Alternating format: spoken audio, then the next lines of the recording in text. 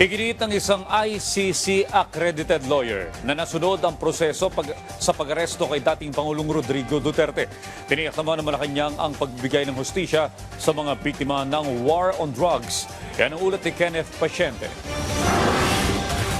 Mismong ang International Criminal Court accredited lawyer na si Attorney Joel Butuyan na ang nagsabi na nasunod ang proseso ng pagkakaaresto kay dating Pangulong Rodrigo Duterte. Ipinunto kasi sa Senate hearing kahapon ang kawalan umano ng court order mula sa korte mismo sa Pilipinas bago inaresto ang dating Pangulo. Paliwanag ni Butuyan, walang kapangyarihan ng isang domestic judicial authority na questionin ng arrest warrant mula sa international body gaya ng ICC.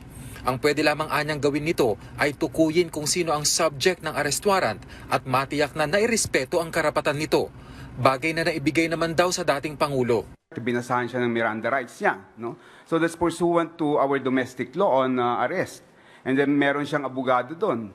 Hindi lang isa, dalawa. We fully complied with our domestic law dahil nga merong discretion yung Philippine government to directly surrender the suspect to the international court. Okay, so hindi po kailangan na ng court order, katulad ng sinabi niyo po. Sa batas ho natin, hindi na kailangan ng court order. Ipinunto rin ni Attorney Butuyan na hindi warrantless arrest ang ginawa sa dating Pangulo dahil balidoan niya ang ipinakitang electronic arrest warrant mula sa ICC. Sa batas mismo natin, hindi kailangang ipakita yung physical warrant of arrest at the time of the arrest, no? For as long as there exists the warrant of arrest, no? Pwede mag-aresto. In fact, pwede na sa atin yung e-warrant na sinasabi doon sa may revision ng ating rules of court, no? Even sa ICC mismo, hindi kailangan ipakita yung physical warrant of arrest dahil po pwedeng e-warrant din yan. In fact, yung proceedings ng ICC, even yung kanilang trial lahat, paperless na yan. Talagang talagang e-documents lahat yung ginagawa doon. Dahil dyan, hindi na mahalagaan niya kung diffusion notice o red notice ang natanggap ng dating Pangulo nang arestuhin ito.